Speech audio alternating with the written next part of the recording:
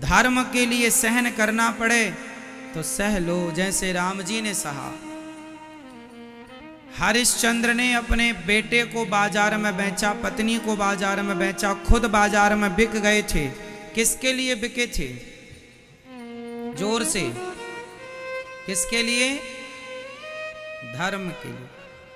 हमारे देश में ऐसे ऐसे राजा हुए हैं जो धर्म के लिए स्वयं बाजार में बिक गए, पर धर्म को जाने नहीं दिया। अब आपसे मेरा फिर सवाल कि आप कितना धर्म का पालन करते हैं? आप धर्म को बचाते हैं या पैसों में बेच देते हैं?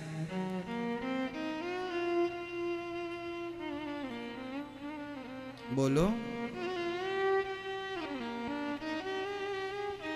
आजकल सब लोग बिकते हैं।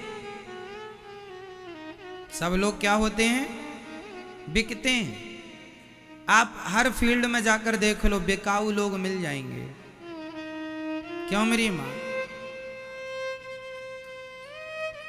आज तो सब बिकता है साहब, सब बिकता है।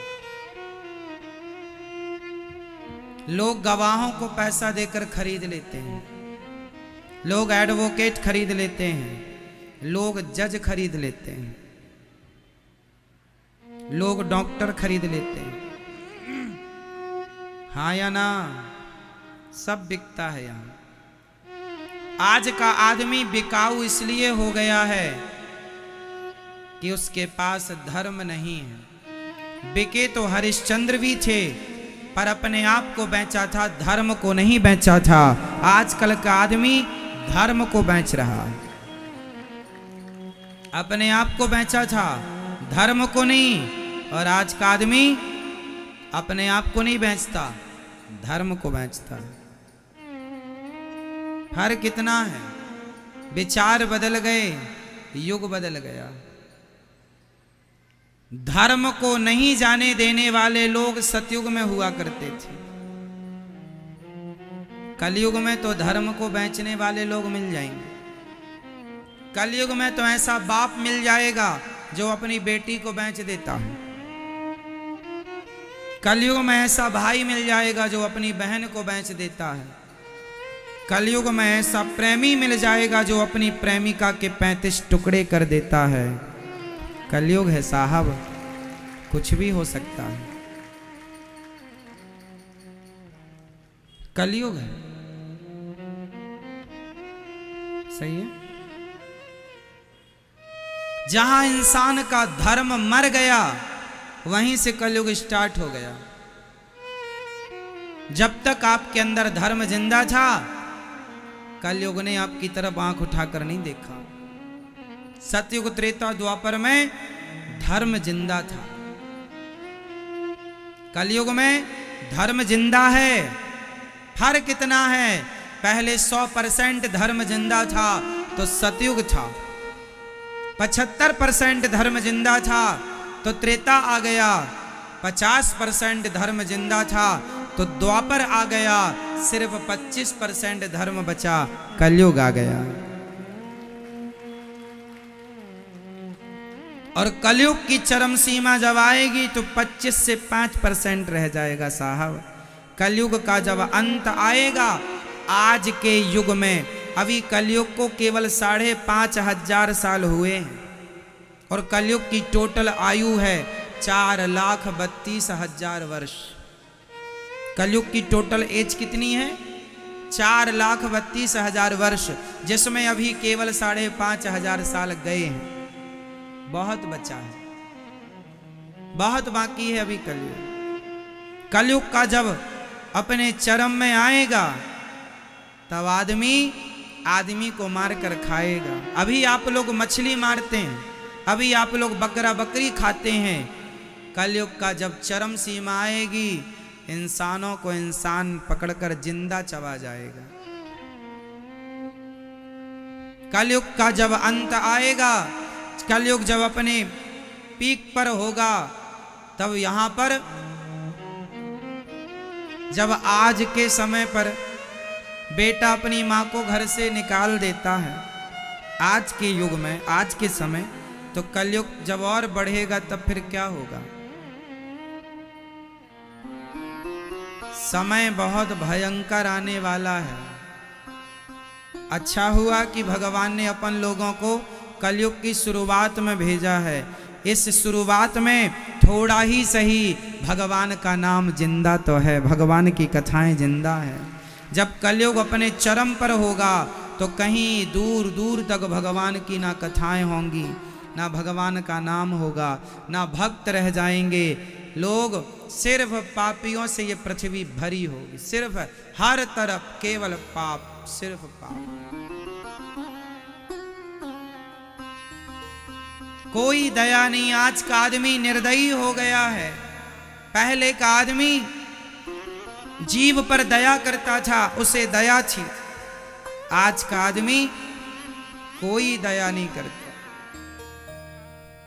दया होती तो आज इंसानों के गले क्यों काटे जाते,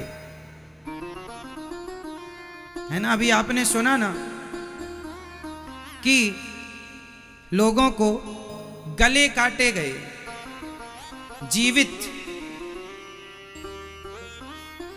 जीवित बच्चों के, जीवित व्यक्ति के गले काट दिए गए, जिंदा मार दिया गया, सिर कलम कर दिया गया। ये क्या है?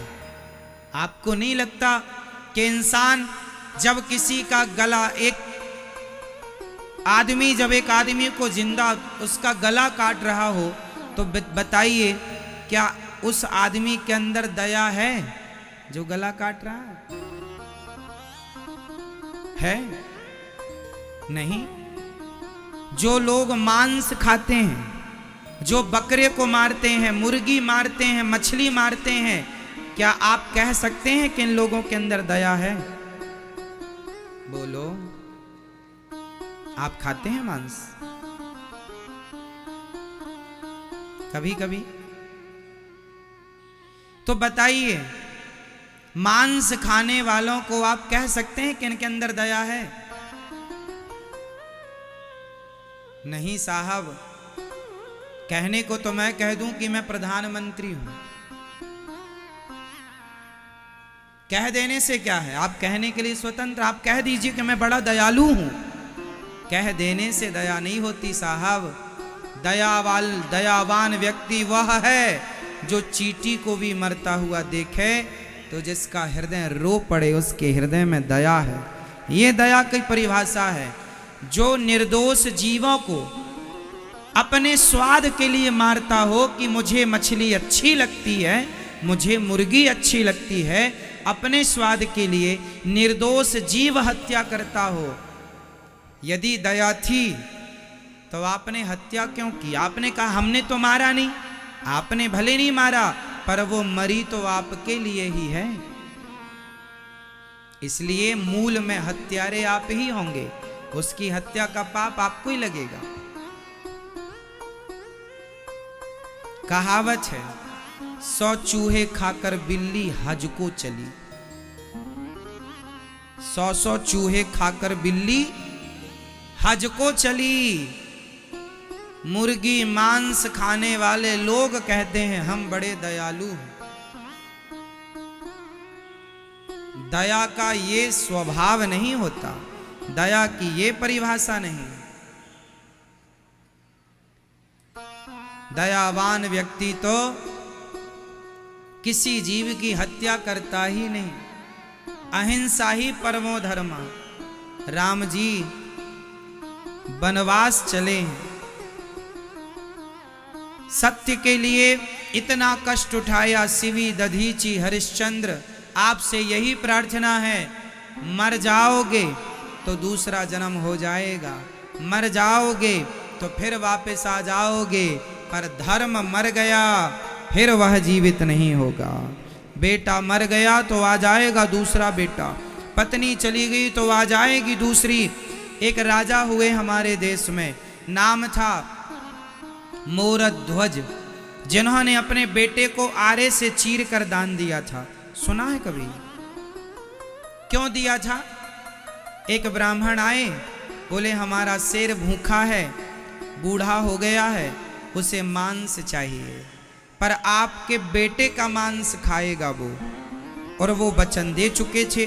अब राजा बोले बेटे को मारूंगा तो हत्या लगेगी। तो बेटा आ गया, पिताजी आप मेरी परवाह ना करो, आप यदि नहीं दोगे ना तो आपका वचन मिथ्या हो जाएगा, आप झूठे हो जाएंगे कि कहकर आपने नहीं दिया, कि कहकर आपने नहीं दिया। इसलिए मैं आपका बेटा हूं, मैं आपके धर्म की रक्षा करूंगा, आप मुझे आरे से चीर कर आप अपने ब्राह्मण को दिए वचन को पूरा कीजिए। आरा लाया गया साहब, मोरध्वज ने अपने पुत्र ताम्रध्वज के सिर पर आरा रखा और जो आरा चलाया खून की पिचकारियां निकल गईं, पर राजा के हाथ रुके नहीं। क्यों? क्योंकि बेटे को महत्व नहीं दिया, धर्म को महत्व दिया। अरे धर्म है तो 100 बेटे हो जाएंगे, और धर्म नहीं है तो धर्महीन धृतराष्ट्र के थे तो 100 बेटे। धृतराष्ट्र के कितने बेटे थे? जोर से 100, एक भी काम का नहीं है। तो आचरणहीन और धर्महीन नालायक बेटे 100 भी हों तो किस काम के, और लायक बेटा एक ही हो अर्जुन जैसा तो काम कर जाता है। लायक भला एक, नालायक 100 किस काम के? क्यों? कौरवों के पक्ष में भी धर्म नहीं था। धर्म होता तो भरी सभा में एक महिला के कपड़े उतार रहे हैं, क्या ये धर्म है कि आप भरी सभा में एक नारी का अपमान करें, उसे निर्वस्त्र करें? क्या ये धर्म था? नहीं। धर्म का पालन नहीं किया कौरवों ने तो सर्वनाश हुआ। धर्म का पालन नहीं किया रावण ने, क्या एक नारी को उसके पति के अनुपस्थिति में उठाकर चोरों की तरह किसी की पत्नी को आप ले आए? क्या ये धर्म था? धर्म का पालन नहीं किया रावण ने, सर्वनाश हुआ। धर्म का पालन नहीं किया कौरवों ने, सर्वनाश हुआ। धर्म का पालन नहीं करोगे आप तो आपका भी सर्वनाश होगा, और धर्म का पालन करोगे तो घर घर पूजे जाओगे, आपकी जय जयकार होगी। हरिश्चंद्र बनकर, शिवी बनकर, मोरध्वज बनकर, ध्रुव, प्रहलाद और राम बनकर पूजोगे यदि धर्म का पालन किया तो। और धर्म को नहीं समझा तो परिणाम सामने। इसलिए प्राण जाए पर धर्म न जाए, प्राण जाए पर धर्मो रक्षति रक्षिता। बताइए आपकी कीमत किससे? आपका वजन यदि 75 किलो है, 80 किलो है, आप 80 किलो के आदमी हो, 70 किलो के आदमी हो, 90 किलो के आदमी हो, बताओ आपकी कीमत किससे है? आपके शरीर से या आपके धर्म से? धर्म मीन्स संस्कार। आप बहुत पैसे वाले हैं लेकिन आपने 2 नंबर का भ्रष्टाचार करके, उल्टे सीधे काम करके पैसे कमाए। आजकल तो लोग कैसे भी पैसे कमाते हैं साहब, लड़कियों को बेच बेच करके भी लोग पैसे कमा रहे हैं। बोलो हाँ या ना? क्या गांव की बहन बेटियों का अपहरण नहीं हो रहा है? क्या किडनैपिंग नहीं हो रही है? ये लड़कियों को किडनैप करके क्या होता है, बेच दिया जाता है। बड़े बड़े शहरों में काम वाली बाई बना के रखा जाता है। बच्चों का अपहरण करके क्या लोग किडनियां नहीं निकाल रहे हैं? क्या ये केस आपने नहीं सुना? फिर तो पैसा तो आदमी को बेचकर किडनियां निकाल कर भी कमा रहा है। तो क्या ऐसा पैसा कमाना धर्म है? एक इंसान की पहचान साहब उसके रूप रंग से नहीं होती, एक इंसान की कीमत उसके वेट से नहीं होती।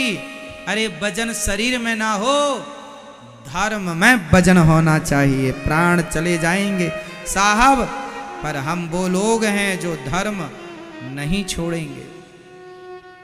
नुकसान हजारों का हो जाए, लाखों का हो जाए, करोड़ों का हो जाए, अरे नुकसान में सब कुछ चला जाए, सब चला जाए तो चला जाए, परिवार जाए तो जाए, पुत्र जाए तो जाए, पत्नी जाए तो जाए, शरीर जाए तो जाए, राज्य जाए तो जाए, पर धर्म ना जाए। ऐसे राजा हुए हमारे यहाँ।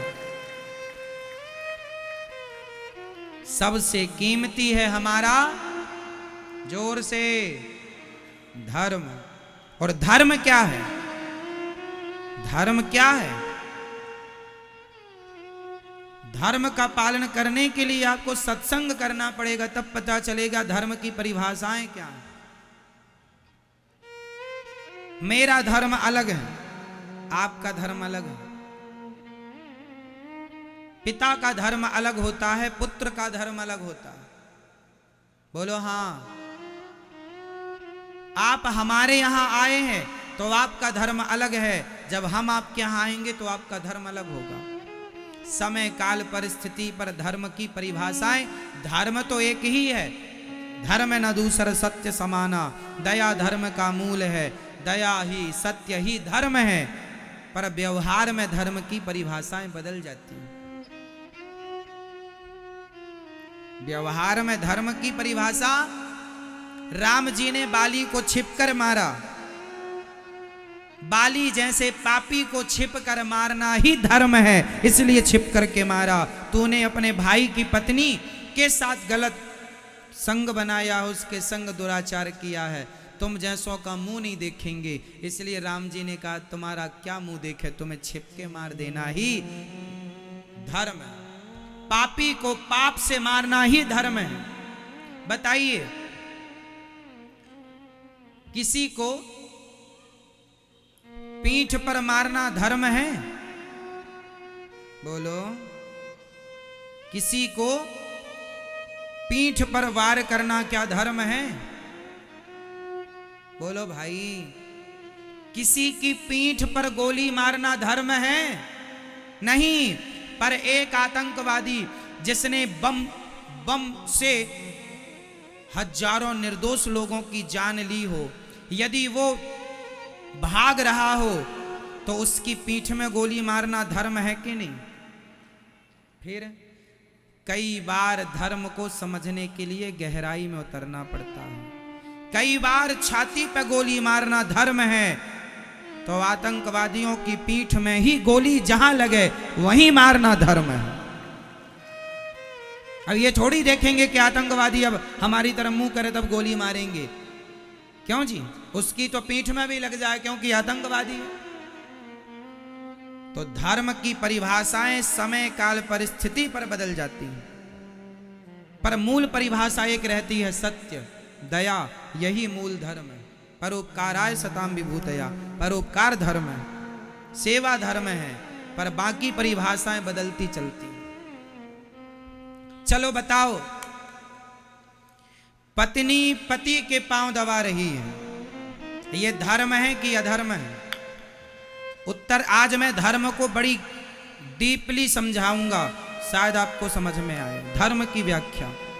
पत्नी पति के पांव दबा रही है, ये धर्म है या अधर्म है? जोर से। पत्नी अपने पति के चरण दबा रही है, ये धर्म है या अधर्म है? बोलो। धर्म है। आप ठीक कह रहे हैं। अब बताना, एक पति अपनी पत्नी के पांव दबा रहा है, एक पति अपनी पत्नी के पांव में मालिश कर रहा है तेल लगाकर, बताओ ये धर्म है या अधर्म है? बोलो बोलो। धर्म है या अधर्म है? जोर से। अब यह व्याख्या सिचुएशन पर निर्भर करती है। इसे आप ना धर्म कहेंगे अभी, ना अधर्म कहेंगे अभी। इसे तब माना जाएगा यदि किसी की पत्नी बीमार है, करने वाला कोई नहीं पति के सिवा, तो वह पति इंसानियत के नाते वह अपनी पत्नी के पांव में तेल लगाकर यदि उसका दर्द कम करता है तो वह पति धर्म ही कर रहा है। यह सिचुएशन पर निर्भर करता है कि उस समय की वो स्थिति क्या है, तो ये धर्म हो जाएगा। अब पत्नी बढ़िया खा पी के पति से कहे जी आओ पाँव में तेल लगा दो, ये अधर्म हो जाएगा। ये क्या हो जाएगा? पाँव में तेल लगाना ये धर्म भी है और अधर्म भी है। ये सिचुएशन पर निर्भर करता है, ये स्थिति पर निर्भर। तो धर्म की ये परिभाषाएं होती हैं कि कब क्या करना आपका धर्म है और कब क्या ना करना आपका धर्म है, कब क्या करना अधर्म है। ये न्याय, ये ज्ञान होना चाहिए। सत्य बोलना बताइए धर्म है कि अधर्म है? जोर से और जोर से। सत्य बोलना धर्म है, बताइए क्या सत्य बोलना अधर्म हो सकता है? बोलो हाँ या ना। हाँ, सत्य बोलना भी अधर्म हो सकता है। कब? वो सिचुएशन पर निर्भर करेगा। मैं एक सिचुएशन रखता हूं आपके सामने। सत्य बोलना धर्म है, पर कुछ स्थान ऐसे हैं जहां झूठ बोलना चाहिए। ये हम नहीं कह रहे हैं, स्त्री सु नर्म विवाहे चा वृत्त्यर्थे प्राण संकटे, शुक्राचार्य जी कह रहे हैं। ये ज्ञान शुक्राचार्य जी का है। कहां झूठ बोलना चाहिए वहां मैं आपको स्थिति बताता हूं। एक कसाई है, एक कसाई है, कसाई के हाथ से गाय छूट करके आपके सामने से गुजरती है। कसाई ने आपसे पूछा कि हमारी गाय किस तरफ गई है। अब वहां कसाई को आप यदि सही बताते हैं कि ये खड़ी है गाय वहां पर, तो कसाई जाकर गाय को पकड़कर मार देगा। और आप कहते हैं हमने तो देखा ही नहीं, या आप कुछ ना बोले, तो कसाई से आप सच कह देंगे कि गाय वहां खड़ी है, तो आपका सच बोलना पाप हो जाएगा। हेलो हाँ या ना? अब आप कहेंगे हमने सच बोला। सच? हाँ, अरे सच भी सिचुएशन देख के बोला जाता है। वो स्थिति क्या निर्मित है कि कसाई खड़ा है, तलवार लेकर मिल जाए गाय तो काट दूं। यदि आपके झूठ बोलने से किसी गाय की रक्षा हो रही है तो वहां झूठ बोलकर गाय की रक्षा करनी चाहिए। आपकी झूठ बोलने से, आपकी झूठी गवाही से यदि निर्दोष लोगों की जान बच रही है तो वहां झूठी गवाही देनी चाहिए। लेकिन एक बात याद रखना यहां झूठ के लिए, झूठ वहां बोलना चाहिए जहां आपका अपना एक रत्ती का स्वार्थ ना हो। यदि आप अपने स्वार्थ के लिए झूठ बोलते हैं तो पाप है, पर परोपकार परमार्थ के लिए झूठ बोलना पड़े तो वह झूठ भी सत्य से बढ़कर होता है। और ये स्थितियां पूरी जिंदगी में शायद किसी के जीवन में आए। इसका अर्थ ये नहीं है कि आप लोग झूठ बोलना शुरू कर दें। आप अपनी दुकान में बैठकर ग्राहकों से झूठ बोलते हैं तो वह पाप है। ठग रहे हैं, बेईमानी भ्रष्टाचार कर रहे हैं अपने स्वार्थ के लिए, वह घोर पाप है। पर आपके झूठ बोलने से गाय की रक्षा होए, समाज के बहुत बड़े तबके की रक्षा होए आपके एक झूठ बोलने से, वहां पर आपका झूठ बोलना धर्म है। तो एक स्थिति निर्भर करती है वो समय क्या है ना। तो सत्य और धर्म की परिभाषा बड़ी गहरी। अब ये परिभाषाएं समझने के लिए बहुत अध्ययन करना पड़ेगा, बहुत सत्संग करना। आजकल का आदमी निर्णय क्यों नहीं ले पाता? इसलिए कि आपको धर्म का बोध नहीं। जिस आदमी को हम लोग जब कोई निर्णय लेते हैं ना तो 100 बार सोचते हैं, 100 बार सोचते हैं आगे क्या होगा पीछे क्या होगा, फिर निर्णय लेते हैं। जो निर्णय आप ले रहे हैं क्या इतिहास में वही निर्णय किसी और ने पहले लिया है? यदि लिया है तो उसका परिणाम क्या होगा, उस परिणाम पर दृष्टि जरूर डालना चाहिए। जैसे आज के लड़का, आज की लड़कियां किसी लड़के लड़की को लेकर भाग जाती हैं, ये वर्तमान में तो भाग गई, इन्होंने अपने भविष्य पर कभी नजर नहीं रखी कि इसका परिणाम क्या होगा। काश सोच लिया होता ठंडे दिमाग से कि जो आप कर रहे हैं वो सही है या गलत है। आप जो बेईमानी कर रहे हैं, ठगी कर रहे हैं, भ्रष्टाचार कर रहे हैं, जरा से स्वार्थ के लिए, पैसों के लिए विचार तो कर लो, क्या वह सही है या गलत? बस एक बात याद रखना, कान खोल कर सुनना, गलत गलत ही रहेगा और उसका दंड तुम्हें क्या, तुम्हारे बाप को भी भोगना पड़ेगा। भगवान से आज तक कोई बचा होए, अरे हमसे आप बच जाओगे, हमारे देश के कानून से शायद आप बच जाएं, पर परमात्मा जो लाख आंख से देख रहा है, तुझे देखने वाला, उससे भला कोई कैसे बच सकता है। इसलिए गलत ना करना, गलत गलत होता है, वो सही नहीं हो सकता, और सही आपका गलत नहीं हो सकता। बड़ी गहरी परिभाषाएं हैं साहब।